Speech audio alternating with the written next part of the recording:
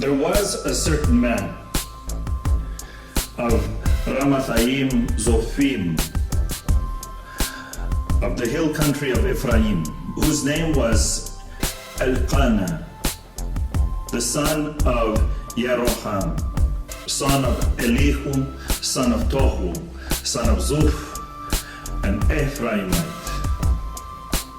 He had 2 wives. The name of one was Hannah, and the name of the other was Peninnah. And Peninnah had children, but Hannah had no children. Now this man used to go up year by year from his city to worship and to sacrifice to the Lord of hosts at Shiloh, where the 2 sons of Eli, Hophni and Phinehas, were priests of the Lord. On the day when Elkanah sacrificed, he would give portions to Peninnah, his wife, and to all her sons and daughters. And although he loved Hannah, he would give Hannah only 1 portion, because the Lord had closed her womb. And her rival used to provoke her sorely, to irritate her, because the Lord had closed her womb. So it went on year by year. As often as she went up to the house of the Lord, she used to provoke her. Therefore Hannah wept and would not eat.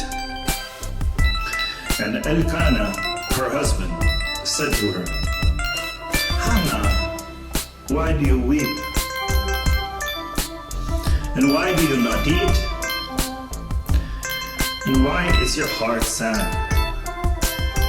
Am I not more to you than 10 sons?" After they had eaten and drunk in Shiloh, Hannah rose. Now Eli, the priest, was sitting on the seat beside the doorpost of the temple of the Lord. She was deeply distressed and prayed to the Lord and wept bitterly. And she vowed a vow. She vowed a vow and said, "O Lord of hosts, if thou wilt indeed look on the affliction of thy maidservant, and remember me, and not forget thy maidservant, but wilt give to thy maidservant a son, then I will give him to the Lord all the days of his life, and no razor shall touch his head." As she continued praying before the Lord, Eli observed her mouth. Hannah was speaking in her heart. Only her lips moved, and her voice was not heard. Therefore, Eli took her to be a drunken woman. And Eli said to her, "How long will you be drunken? Put away your wine from you." But Hannah answered, "No, my lord. I am a woman sorely troubled. I have drunk neither wine nor strong drink, but I have been pouring out my soul before the Lord. Do not regard your maidservant as a base woman, for all along I have been speaking out of my great anxiety and vexation." Then Eli answered, "Go in peace, and the God of Israel grant your petition which you have made to him." And she said, "Let your maidservant find favor in your eyes." Then the woman went her way and ate, and her countenance was no longer sad. They rose early in the morning and worshipped before the Lord. Then they went back to their house at Ramah. And Elkanah knew Hannah his wife, and the Lord remembered her. And in due time Hannah conceived and bore a son. And she called his name Samuel. For she said, I have asked him of the Lord. And the man Elkanah and all his house went up to offer to the Lord the yearly sacrifice and to pay his vow. But Hannah did not go up, for she said to her husband, as soon as the child is weaned, I will bring him, that he may appear in the presence of the Lord and abide there forever. Elkanah, her husband, said to her, do what seems best to you. Wait until you have weaned him. Only may the Lord establish his word.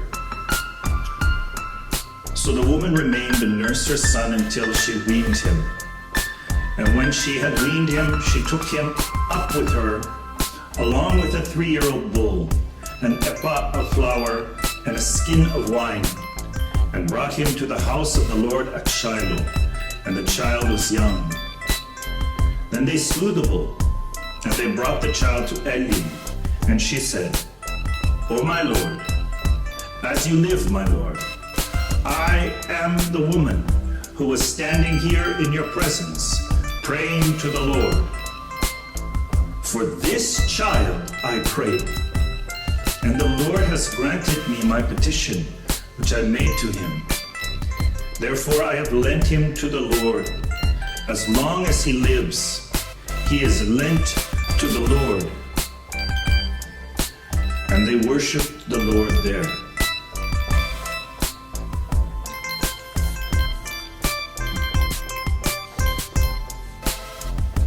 Hannah also prayed and said, my heart exalts in the Lord. My strength is exalted in the Lord. My mouth derides my enemies, because I rejoice in thy salvation. There is none holy like the Lord. There is none besides thee. There is no rock like our God. Talk no more so very proudly. Let not arrogance come from your mouth. For the Lord is a God of knowledge, and by him actions are weighed. The bows of the mighty are broken, but the feeble gird on strength. Those who were full have hired themselves out for bread, and those who are hungry have ceased to hunger. The barren has borne 7, but she who has many children is forlorn. The Lord kills and brings to life. He brings down to Sheol and raises up. The Lord makes poor and makes rich. He brings low, he also exalts. He raises up the poor from the dust. He lifts the needy from the ash heap, to make them sit with princes and inherit a seat of honor. For the pillars of the earth are the Lord's, and on them he has set the world. He will guard the feet of his faithful ones, but the wicked shall be cut off in darkness. For not by might shall a man prevail. The adversaries of the Lord shall be broken to pieces. Against them he will thunder in heaven. The Lord will judge the ends of the earth. He will give strength to his king and exalt the power of his anointed.